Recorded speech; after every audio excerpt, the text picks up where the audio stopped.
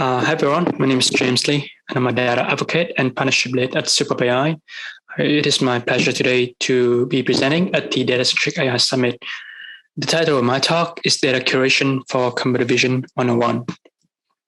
So Data-Centric AI is defined as the process of building and testing AI system by focusing on data-centric operations rather than model-centric operations. And I argue that there are many existing challenges with iterating on dataset to improve model performance. And therefore, there is an increasing need for data ops for unstructured data that can systematically orchestrate data-centric operations like data ingestion, data labeling, data quality assurance, data curation, and data augmentation. So this diagram is what I propose as a visual asset to illustrate how the data ops pipeline might look like for a modern computer vision stack. So let's go through each of these building blocks one by one.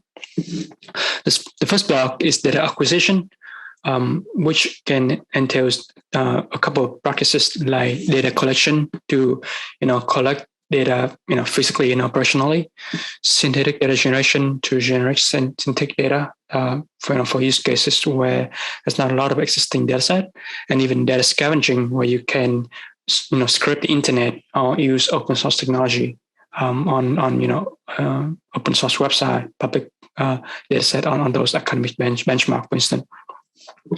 The second block is data labeling, in which you have to answer a question like, who should label the data? How should the data be labeled? And what data should be labeled? And getting this data labeling step correct is very complicated because it is often slow, error-prone, expensive, and impractical. And efficient labeling operation require qualified personnel, high-performance tooling, its own lifecycle, a versioning system, and a validation process. The third building block is data debugging, which included writing expectation tests to address the data preprocessing and start system. Essentially, these are the unit tests for your data designed to catch data quality issues before they make their way into the data ops pipeline. The fourth block is data augmentation, which is a scientific process where you can manipulate the data by flipping, rotating, translating, and changing the color. The fifth block is data transformation, which included different steps like data formatting, visual engineering, and data fusion. The sixth block is data curation, which I think is one of the most underrated building block of this whole life cycle. The idea here is that if your data set is so large, you cannot be picky about the types of data that you're going to use. And therefore, you need to catalog, structure, and select the data in a methodological manner. After data curation, you're going to perform all the model-centric operation step in your MLOps pipeline. And to close the feedback loop of the MLOps lifecycle, your system should be able to detect the failures and edge cases and use them to generate a new training data set that can be fed into the next version of your system. And this block included practices like drift detection, performance metric monitoring, and data observability. So I want to double click on this notion of data curation, which is the process of collecting, organizing, and preserving datasets for model development and deployment. In the context of computer vision, data curation is massively underrated because there are currently no streamlined method to understand what kind of data has been collected and curated into a well-balanced, high-quality dataset. Unfortunately, data curation remains the most time-consuming and least enjoyable work of computer vision scientists and engineers. Data curation tasks often require substantial domain knowledge. Existing solutions cannot keep up with the volume, velocity, variety, and veracity in the ever-changing data ecosystem. And furthermore, these solutions are narrow because they primarily learn from the correlation already being present in the training dataset, and therefore you will not be able to encode the domain knowledge. I think that a functional data ops platform for computer vision should have data curation capabilities that enable computer vision engineers to visualize massive dataset, discover and retrieve data with ease, curate diverse scenario, and then integrate seamlessly with existing workflows and tools. So what are some of your options to curate dataset? Let's touch on some of these practices briefly. You can curate the training dataset manually by tagging data points with new features or combining existing labels or metadata. For example, you can compute attributes like image composition, scene lighting, and view angles for an image. After training the initial version of your model, you can measure the correlations of your features with successful prediction. With this approach, you have a high degree of control over feature quality.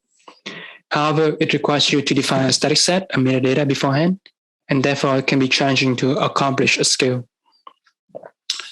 You can also create new metadata by combining or filtering existing features. For example, autonomous vehicle data can be collected with location coordinates, vehicle speed and trajectory, and vehicle instrument reading. With this approach, you can perform simple data engineering to combine features at any time, not just during data collection and curation. However, metadata is only available for specific sensors and hardware, and is not exempt from data quality issues. You can also train neural networks to infer properties of visual data. For example, you can train an image classification model to classify the breadth of a specific bird image for an agricultural use case, or an object detection network to detect street signs for an autonomous transportation use case. With this approach, you can retain the explainability of your features. On the downside, it requires resources to label data. Additionally, model operation can be noisy or incorrect. Neural networks have layers that can project image into useful representations, which can act as encoders and transform the input image into an intermediate representation. You can obtain the neural embeddings from the intermediate outputs of these layers, and then you can curate images or objects based on their cluster memberships or similarities to other images directly in the embedding space. With this approach, you leverage a neural network's powerful representation capability with no training or fine-tuning required. However, these embeddings are high-dimensional, can be noisy and subjective to how the encoder was trained, and can have no clear semantic meaning. So at SuperAI, we are currently working on DataOps, which is an automated data quality assurance and curation platform for data-centric automation that empowers computer vision engineers and scientists, as well as data labeling managers, to explore, evaluate, and improve their vision-based datasets more easily, while reducing labeling, QA, and engineering spend.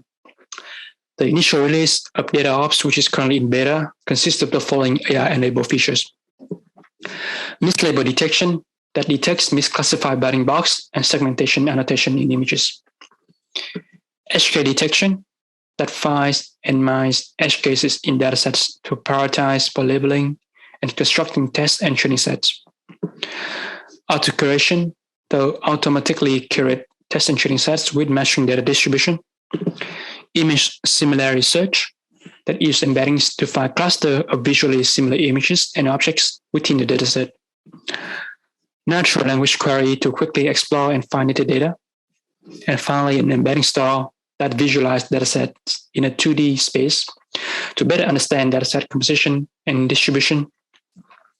And since my talk is about data curation, I want to double click on these features on auto curation. So this is like a proposed workflow for the use of this feature, given a labeled dataset. Let's say you want to train your model for some number of classes, and then you need some number of images, right? So you will curate your test set, and you check out the results in terms of check out the results as well as the curation report, which display sort of the distribution of your test set with respect to your training set, and then you can apply specific tasks that could design, and then export the data that can be used for your model training. Three major benefits of using this auto curation workflow. Number one, better distributed data set to use for training testing, and therefore you will definitely get better model performance. You can leverage our auto curation that is based on embeddings instead of relying on heuristics and manual labels. Finally, you can also start custom auto-labeling by creating a good test set to use. So yeah, that's the end of my talk today. Thanks a lot for your attention. And if you have any question about data curation for computer vision, this topic in general, or generally any inquiries about our DevOps product currently in beta at SuperAI, feel free to reach out to me at the email on the slide. Thanks a lot.